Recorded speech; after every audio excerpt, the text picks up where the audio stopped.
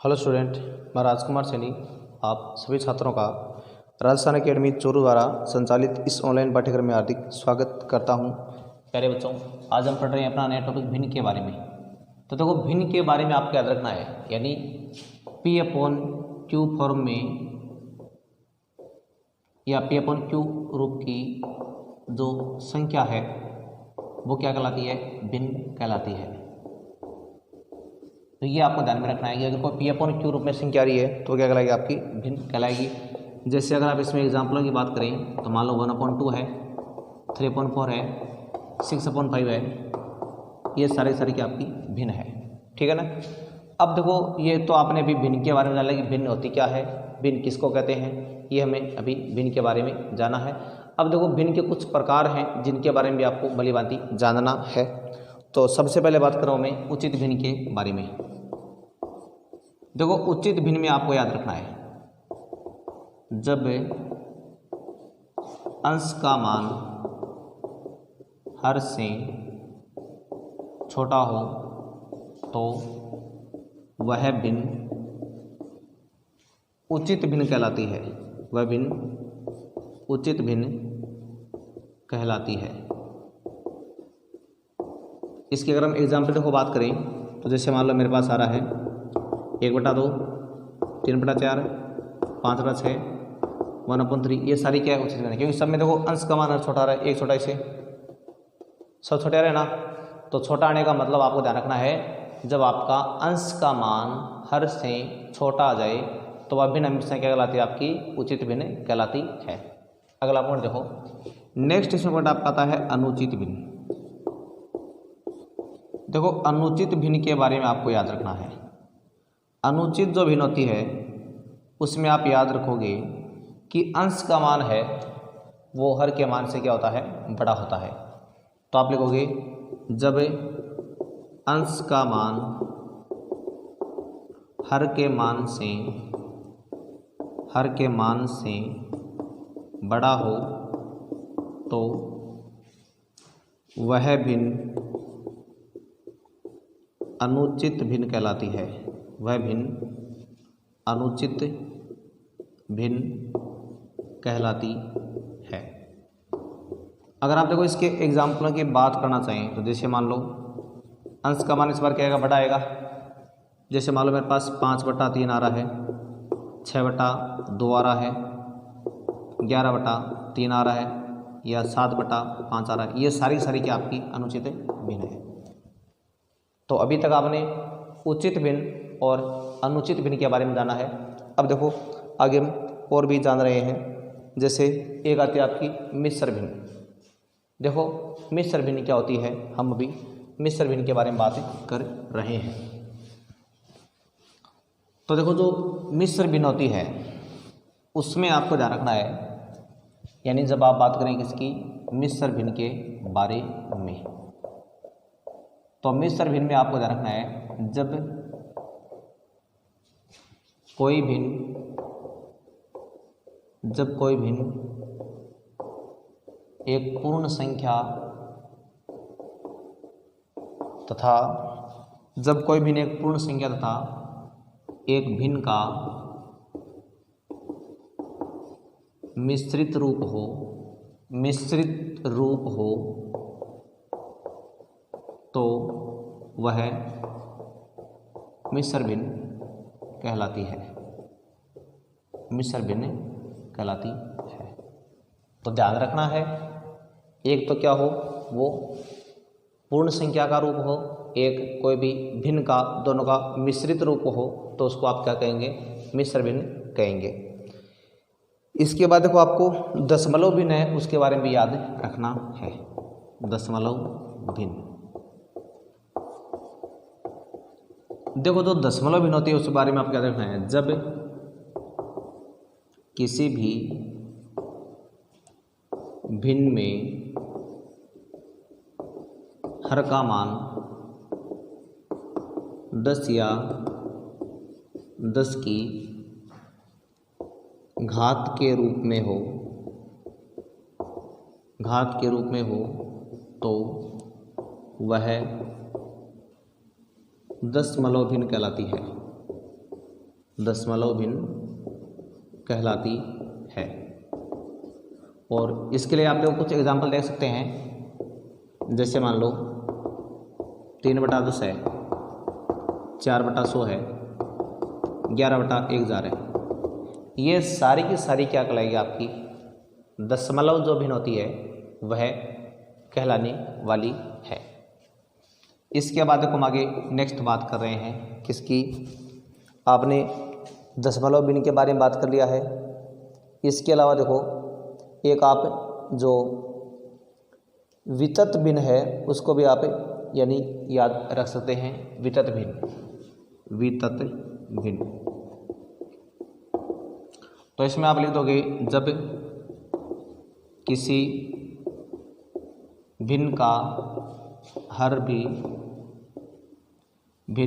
भी दो भिन्नों के योग के या अंतर के रूप में विस्तृत हो तो वितत भिन्न कहलाती है, वितत भिन्न कहलाती है। तो ये अभी आपने सीखा है वितत भिन्न के बारे में। अब देखो आपको कुछ तुल्य भिन्न है उसके बारे में याद रखना है। तुल्य भिन्न क्या होती है, देखो तुल्य भिन्न के बारे में आपको याद रखना है, जब किसी भी भिन्न में अंशों का मान क्या हो आपका अलग अलग हो और हर का मान सभी में क्या आए समान आए, तो वो क्या कहलाती है आपकी तुल्य भिन्न कहलाती है। तो इसमें आपको ध्यान रखना है, जब यानी आपको याद रखना इसमें भी किसकी बात करें हम, जो तुल्य भिन्न है उनके बारे में बात कर रहे हैं। और तुल्य भिन्न की तरफ जब आप बात करेंगे तो इसमें आपको याद रखना है कि जब किसी भिन्न में हर का मान समान हो तो वह तुल्य भिन्न कहलाती है। और इसमें अगर आप एग्जाम्पलों के स्वरूप बात करें तो जैसे आप मान सकते हैं, जैसे 1/3 है, 2/3 है, 4/3 है, ये सारी क्या आपकी तुल्य भिन्न कहलाती है। तो ये तो आपने अभी सीखा तुल्य भिन्न के बारे में। और अब आप कुछ जो तुल्य भिन्न नहीं होती है यानी अतुल्य भिन्न है उसके बारे में आप जान रहे हो। तो अतुल्य भिन्न की तो हम बात कर रहे हैं, तो अतुल्य जो भिन्न होती है उसमें आपको याद रखना है यानी अतुल्य भिन्न। तो देखो इसमें आपको दो केस मिलेंगे, दो प्रकार के होते हैं। तो यहाँ पर देखो आपको दो अलग अलग केस याद रखना है। फर्स्ट, जब अंश का मान समान हो, यानी या तो आपको क्या मिलेगा, जब अंश का मान क्या मिलेगा समान मिलेगा, जैसे 4/3, 4/5, 4/7, 4/11, ये सारी क्या आपकी अतुल्य भिन्न। ठीक है। सेकंड में आपको क्या याद रखना है, जब अंश व हर का मान अलग अलग हो तो अतुल्य भिन्न कहलाती है। तो देखो इसमें आपको याद रखना है, जैसे मान लो मेरे पास है 4/3 आ गया, 11/5 आ गया, 1/7 आ गया। तो इस शब्द को इसमें अलग अलग आ रहा है, किसी में कुछ आ रहा है, किसी में कुछ आ रहा है, तो इनमें कुछ भी समान नहीं आ रहा है। तो ऐसी कंडीशन आएगी तो वो क्या कहलाएगी, अतुल्य भिन्न कहलाएगी। तो ये दोनों प्रकार क्या हो गए आपके अतुल्य भिन्न के प्रकार हो गए हैं। तो देखो ये तभी हमने जो भिन्नों के कुछ प्रकार हैं उनके बारे में भी सीखा है। अब आपको जो भिन्नों के लिए 4 प्रॉपर्टी है, जोड़, बाकी, गुणा, भाग की, वो भी आपको ध्यान में रखनी है। तो मैं आपको भी सिखा रहा हूँ भिन्नों की जो प्रॉपर्टी है वो। तो सबसे पहला पॉइंट आएगा आपका भिन्नों का योग। तो देखो योग में क्या करना आपको, जैसे मान लो मेरे पास 1/2 और 3/2। इसमें देखो 2 केस है। फर्स्ट पार्ट में क्या है, जब हर समान हो तो उस कंडीशन में जोड़ने के लिए क्या करना है, हर दो आगे दोनों समान, ऊपर वाली संख्या आपको डायरेक्ट जोड़नी है, 4/2 यानी क्या देगा 2 आ जाएगा। और सेकंड कंडीशन को जब हर क्या हो, जब हर असमान हो यानी अलग प्रकार से आएगा। जैसे मान लो 4/3 में आपको जोड़ना है 1 सही 1/2, तो इसको लिखा आपने सेम, इसको सिंपल भी बनाया तो 3/2। अब क्या करना है इसमें आपको, अब देखो 3 और 2 का दोनों का लेना आपको लघुत्तम। 2 का भाग इसमें गया 1 बार, 3 का 1 और 1 गुणा करेंगे तो क्या आ जाएगा 6 आ जाएगा। अब जब आप इसमें 3 का भाग देंगे तो भाग गया इसमें 2 बार, तो 4 गुणा 2 प्लस 2 का भाग दिया कितने बार गया 3 और 3 गुणा 3, तो जो आपका मान यहाँ पर 6 तो आ रहा है सेम, ये 8 + 9 और ये आ गया मेरे पास कितना 17/6। तो ये इस तरह से आप दो भिन्नों का जो योग है वो आप प्राप्त कर सकते हैं। अब देखो हम इनके अंतर की बात कर रहे हैं, तो भिन्नों का अंतर देखिए आप, भिन्नों का अंतर।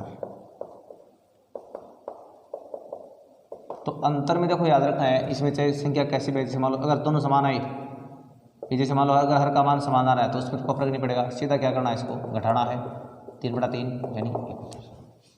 जब दोनों ये अलग अलग है यानी 4/3 प्लस ये माइनस में 1/2 ये आ जाए, तो वही तरीका पहले आप 3 और 2 का क्या निकालेंगे, लेस निकालेंगे, यानी क्या आ गया 6 आ गया, तो इसका आप लेस लेंगे, पहले कितना 6 आ गया, इसका लेस है। अब 3 का भाग दे इसमें कितने बार गया 2 बार, और 4 गुणा 2 माइनस फिर 2 का भाग दिया 3 बार गया और 3 गुणा 1, तो मान आ गया 8 - 3/6 यानी 5/6। तो ये आपने अभी क्या सीख लिया है, दो भिन्नों का जो अंतर कैसे प्राप्त करते हैं वो आपने सीखा है। अब देखो उसके बाद हम बात करेंगे इसकी, इनके गुण और भाग के बारे में। तो आप लिखोगे भिन्नों का गुणनफल। देखो जब आप इनके गुणनफल की बात करेंगे, जैसे मान लो मेरे को 4/3 को मेरे को अगर 6/5 से गुणा करना है, तो इनका देखो गुणा बहुत ही आसान होता है, 4 को 6 से गुणा करना और 3 को 5 से गुणा करना है, यानी अंश को अंश से गुणा करना और हर को हर से गुणा करना, तो 24/15 ये आ गया आपका उत्तर। आप चाहो तो इनको 3 से काट भी सकते हैं, यानी 8/5, ठीक है। ये आपका क्या देगा, जो आंसर है वहाँ पर आप कर लेंगे। तो ये मैंने अभी आपको सिखाया है दो भिन्नों का गुणनफल। अब जो इसमें सबसे अंतिम जो पॉइंट आपका आता है वो आता है भागफल के बारे में। तो आप लिखोगे दो भिन्नों का भागफल। देखो अगर आप भागफल की बात करें ना, तो इसमें आपको याद रखना है, जैसे मान लो मेरे पास आ रहा है 4/3 में आपको भाग लगाना है 1 से 1/2 का। तो मान लो ये तो आ गया मेरे पास सेम, पर इनको दोनों को साधारण में बदलना है, तो अगर मेरे पास 2 और 1 3/2 गया है। अब इसमें जब आप इसको गुणा में लिखोगे, मतलब भागा में से क्या करना, आपको गुणा करना है और इसमें क्या उल्टा करना, 2 ऊपर आएगा और 3 आएगा इसके नीचे। अब आगे वही तरीका, इसको इससे गुणा और इसको इससे गुणा, 4 गुणा 2/3 गुणा 3 यानी 8/9। तो इस तरह से आप जो दो भिन्न है उनका आप भागफल भी प्राप्त कर सकते हैं। तो ये मैंने आपको अभी आज सिखाया है भिन्नों के बारे में, जो बेसिक बातें हैं वो मैंने आज आपको सारी सिखा दी है। अब जिसके क्वेश्चन आंसर है वो हम नेक्स्ट वीडियो में हल करने वाले हैं। तो आज के लिए आपको क्या करना है, ये जो मैंने बातें लिखाई है इन सब की स्टडी करनी है, इनका रिवीजन करना है। बाकी कोई भी दिक्कत है तो आप कमेंट बॉक्स में लिख के पूछ सकते हो, और हम जो नेक्स्ट वीडियो आएगा उसमें हम क्या करेंगे, जो इनसे संबंधित क्वेश्चन आंसर हैं उनकी स्टडी करेंगे। तब तक के लिए आपको धन्यवाद, नमस्कार, मिलते हैं नेक्स्ट वीडियो में। ओके।